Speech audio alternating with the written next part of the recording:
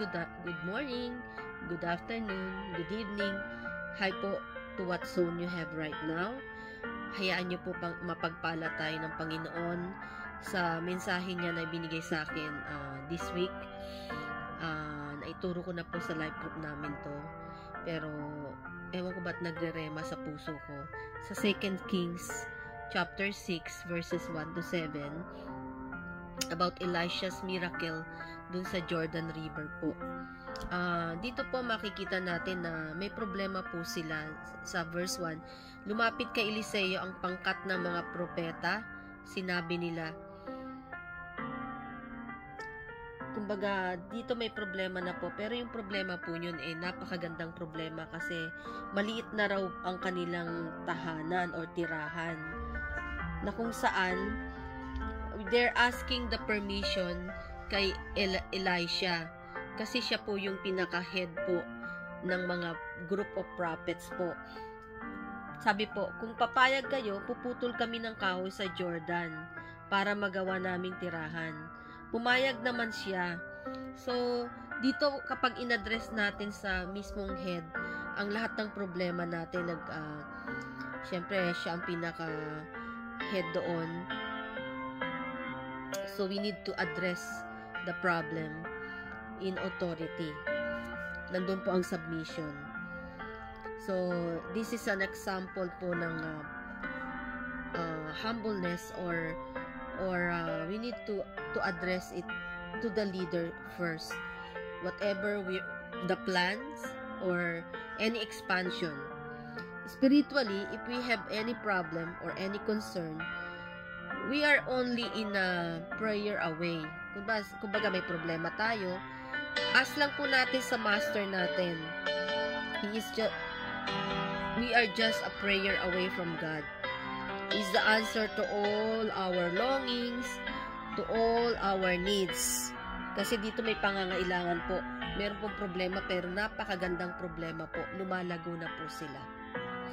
And so, nakikita natin na si Elisha at this moment, like God wants us to do miracles also. Kasi tayo, empty vessel lang tayo.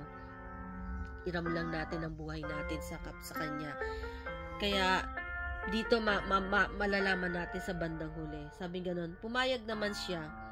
Kasi, ang mga leader din nananalangin din yan. Kapag inas natin yan sa leader yung problem, sila rin nananalangin. Ganon din sinabi niya sa kanila, kung maari po ay sumama kayo sa amin. So, hindi lang in unity po, hindi lang po isa, hindi lang po group of prophets ang pupunta doon para pumutol ng kahoy, kundi lahat sila. Ganon din, sama-sama dapat na nagkakaisa from the leader and then sa members, lahat po sila, in unity po sila for kingdom expansion. So, gagawin po nila yung kanilang tirahan, doon sa Jordan, kukuha sila ng mga kahoy. Oo, sagot niya. Oo, ang sagot niya sa verse 3. At nagpunta nga sila sa Jordan upang pumutol ng kahoy. So, makikita natin na kapag nanalangin tayo, no? It's either yes. Yes and amen always.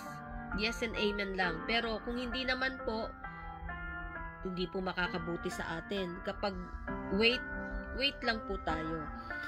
So, pero dito po sa atin, sa verse na nakita natin sa verse 3, agad-agad oo ang sagot ni Elisha. Willing siyang makiisa sa kanilang lahat. So, nang pumutol na sila ng kahoy, nahulog sa tubig ang talim ng palakon ng isa sa kanila. Sumigaw siya, Maestro, nahulog po sa tubig ang aking palakon. Hiram ko po lamang iyon. So, dito nakikita natin, sa akin lang po sa sama-sama nilang paglakad sa kanilang goal. Minsan merong isa na nagkakaproblema, katulad to, nahulog yung kanyang ulo ng palakol niya. So, in-address pa rin niya. Sumigaw siya. Siyempre, pagka may problema, sumisigaw naman tayo. Pag nasasaktan tayo, natural, sumisigaw tayo. Kaya, sabi niya, Maestro, nahulog po sa tubig ang aking palakol. Muli, lumapit na naman siya sa kanyang authority. In authority. In-address niya yung problema niya. Sabi niya, hiniram ko po lamang yun. Dito makikita natin bakit palakol. Di ba ang palakol panglinis or pangkuha ng kahoy, pamputol, pang trim. So, napakainam po. Yung palakol po, sharp po. Naalala ko po ang Word of God is like, ano po yan, magkabilay talim, di ba? So, pag nawala yung ulo ng talim sa body, yun po yung body of Christ, or wala ka sa I am the vine and you are the branches. Parang ganun po ang pagkakabigay sa akin ng mensahe nito. Na pag wala tayo sa presensya ng Panginoon, wala tayo sa body of Christ, na kung saan ay sa Panginoon lang ang ating focus unto Jesus, the author and finisher of our faith, mawawala po tayo at mahuhulog po tayo. At ang buhay po natin ay an empty vessel lang po. At hiram lang po natin to. At yung Espiritu Santo nagigrieve po kapag nakakagawa tayo ng hindi maganda. Kaya kapit at lapit lang po tayo sa Panginoon. Kapag nasasaktan, tawag lang tayo sa Panginoon. At nandyan po, sama-sama rin po magtutulungan. Lalo na ang leader na andyan dyan para sumaklolo sa kanyang mga kinasasakupang miyembro. Tinanong ni Eliseo, saang lugar nahulog? So, dito makikita natin na saan ka ba nadapa? Bumalik ka at bumangon ka. Kunin mo uli ang yung kung ang pira-piraso, kumbaga mag-reflect ka uli. Bumalik ka at hindi dahil sa kasalanan, bumalik ka sa kasalanan, kundi balikan mo anong nangyari sa iyo at bumangon ka muli. Tutulungan ka yan. Ang Panginoon nandiyan dyan para itulungan tayo. Kung si Jesus Christ nga po, pumunta nga po ng bundok kapag siya po ay nakikipag-usap sa Panginoon. He just pray to God the Father. Ganun din tayo. Bumangon tayo. Amen po. At dun nga po, pumutol siya ng isang sanga na napaka-relevance din po ito ng sanga ng kahoy. Yung sa akin po, yung kahoy po, para po yung pag-Christmas, di ba? Christmas tree. May meaning po, very symbolic po yun. Kasi sa krus po, namatay po si Jesus Christ.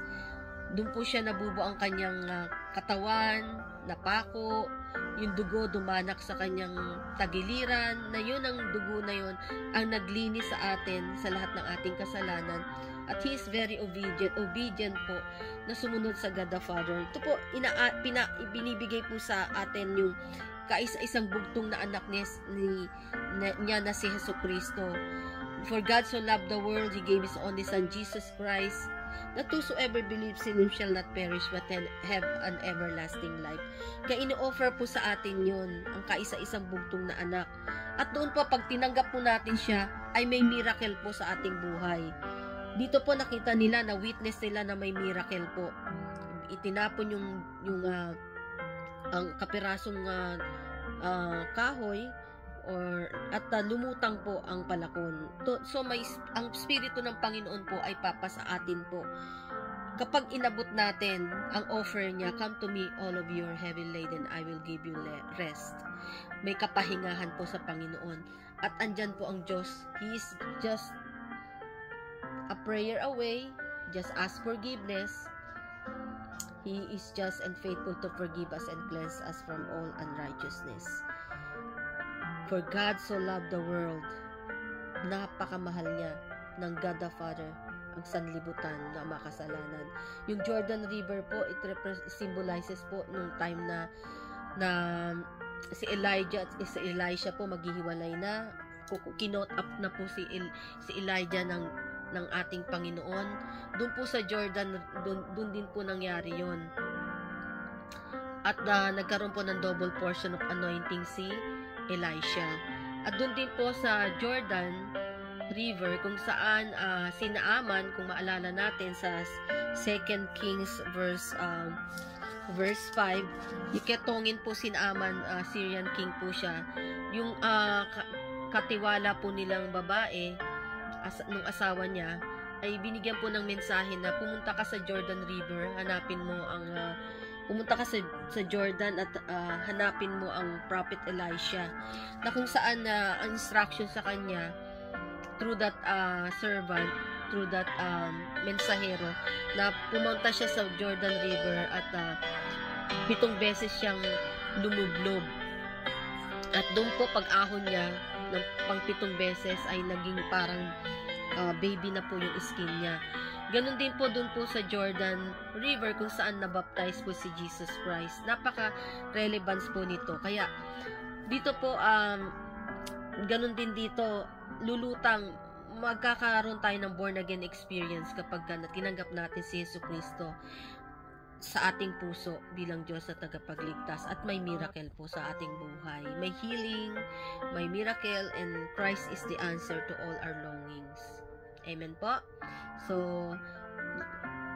nawa po ay napagpala po tayo at manandalian po tayong tumanggap sa Panginoon bilang Diyos na tagapagligtas. Ama, sa pangalan ni Jesus, ako po ay nagpapakumbaba, humingi ng kapatawaran sa lahat ng aking mga kasalanan. Sa mensaheng ito ay napakaganda at napakabuti nyo. Bagamat ako'y nadadapa, ay patuloy na iniaahon nyo po ako sa kumunoy ng kasalanan. Patawarin nyo po ako, linisin nyo po ako ng inyong banal na dugo doon sa krus ng Kalbaryo, na kung saan inialay nyo ang inyong kaisa-isang bugtog na anak na si Yesu Cristo. Tinatanggap ko po siya bilang Diyos na tagapagligtas. Salamat po sa kapatawaran, salamat po sa inyong biyaya at kahabagan sa inyong lingkod. In Jesus' name we pray. Amen. Amen. Kung tinanggap niyo po si Kristo bilang Diyos na tagapagligtas ngayon, alam ko po na may miracle po. May miracle po sa bawat pagtanggap sa Kanya. Wala pong imposible sa Diyos. Christ is the answer po to all our longings and to all our needs. God bless everyone. Bye.